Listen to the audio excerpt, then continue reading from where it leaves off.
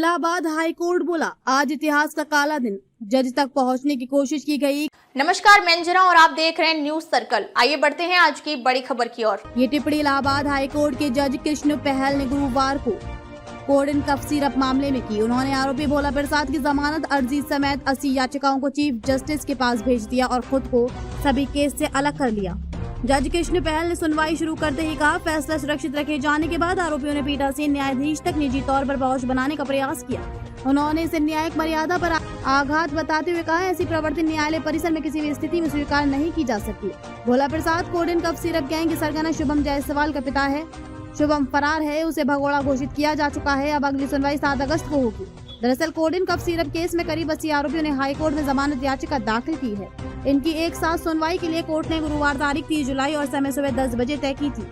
आरोपियों के वकीलों के साथ ही राज्य सरकार की ओर से अपर महाधिवक्ता अनूप त्रिवेदी और एजीए प्रथम परितोष कुमार मालवीय भी मौजूद थे। सुनवाई शुरू होते ही कोर्ट ने कहा, सुनवाई पूरी होने के बाद आदेश सुरक्षित रखा जा सकता है, लेकिन बाद में आरोपियों द्वारा पीठासीन न्यायाधीश तक पहुंच बनाने और संपर्क के प्रयास किए गए। कोर्ट ने कहा कि यदि ऐसे आचरण को नजरअंदाज किया गया तो ये न्यायपालिका की स्वतंत्रता की जड़ों को कमजोर करेगा और आम जनता का न्याय व्यवस्था पर विश्वास डगमगा जाएगा।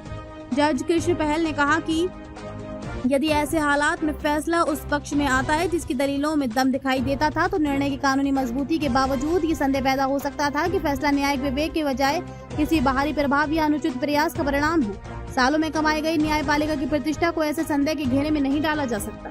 कोर्ट ने कहा, न्याय केवल किया जाना ही पर्याप्त नहीं है, बल्कि ये स्पष्ट और निर्विवाद रूप से दिखाई भी देना चाहिए कि न्याय निष्पक्ष तरीके से किया गया है। किसी लंबित मामले में न्यायाधीश से निजी तौर पर संपर्क बनाने का प्रयास अधिवक्ता आचरण की नैतिकता और स्वतंत्र न्यायपालिका के संवैधानिक मूल्यों के खिलाफ है।